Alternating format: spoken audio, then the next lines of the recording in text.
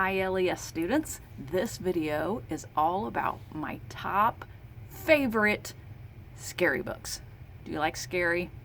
Well, it is October, it's the month of Halloween, so I thought I would just let you know what my favorite scary books are.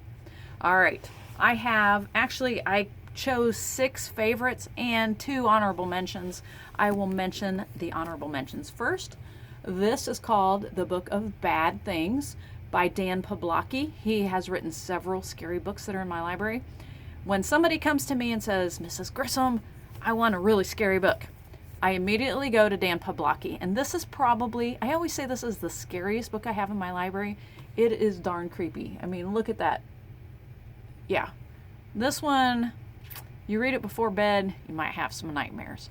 The Book of Bad Things. All right. The next one, actually, I love the cover, and I thought, oh, that's cute. But it's a bit creepy. This one is by Michael Stewart called Keep in a Cold Dark Place. And for some reason, nobody checks it out. But look at this. It looks like a little gremlin is crawling out of that bag. Anyway, I love this cover. It's awesome. And when these little creatures first show up, you think, oh, they're cute. They're really not so cute. They're kind of creepy and kind of mean, and it gets kind of scary. So those 2 are honorable mentions. Now for my official top 6. All right, this book is a new one this year, and actually the sequel is coming out very, very soon, and I cannot wait to get the sequel. This one is called Bloom by Kenneth Oppel, and it is, the first book in the series is called The Overthrow.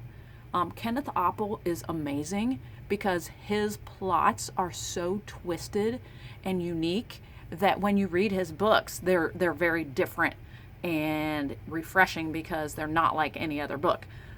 But Bloom, this weird rain happens, like this weird black rain, and then suddenly these vines start growing up, but these vines like emit these weird toxic chemicals, and people start dying, and these things grow incredibly fast and you can't kill them. Really, really cool, creepy book.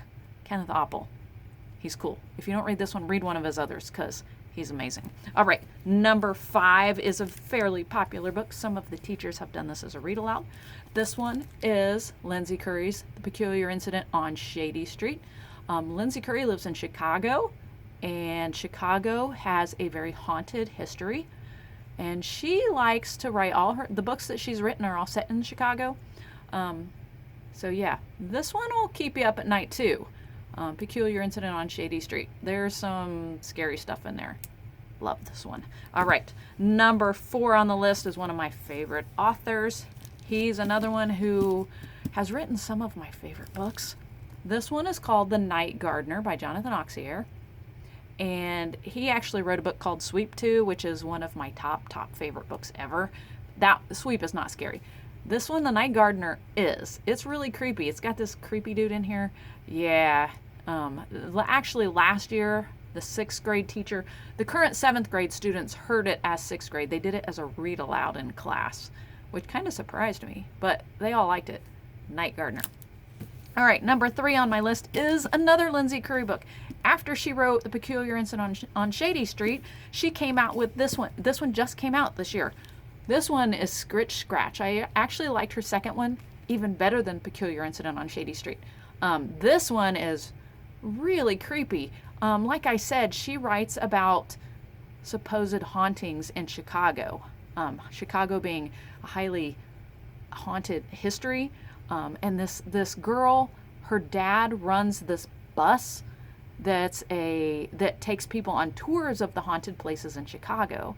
Well, she doesn't want to do it. She's embarrassed that her dad runs this ghost tour.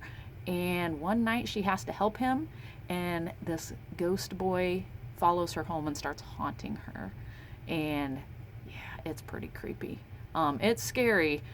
Makes me, yeah, if I start hearing noises at night, I'm going to be scared because that's what happens. And number 2 is another series. The first book in the series is called Seraphina and the Black Cloak, and this is by Robert Beatty, not sure how to pronounce his last name. This is a series of 4 books, and then they have a spin-off of it.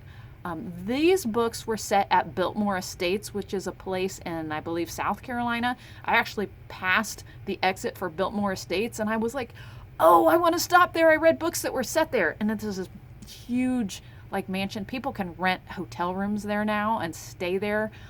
But this is set there, and there's creatures in it, these black panthers, which are awesome.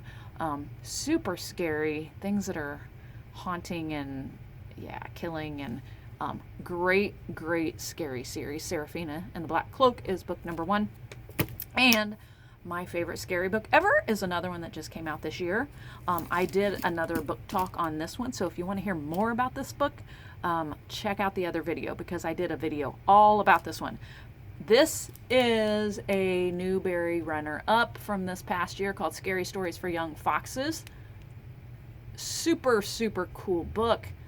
This family of fox kits, there are 7 little foxes that they just want to hear some scary stories, but their mom says, no, I'm not telling you scary stories. All the stories mom wants to tell these foxes are too, not scary for the kids. They're like, no, we want a scary story. And she says, don't go to the old storyteller. Whatever you do, don't go there. So what do the foxes do? The fox kits go to this old storyteller that have some creepy stories.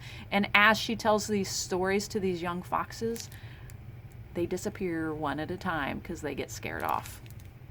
So do any of them make it to the end? You'll have to read the book. So if you are in the mood for a scary story, please check out I've got plenty more scary books in the library. So if these didn't sound good, just let me know. I can show you where others are, but these are my favorite scary books. Check it out.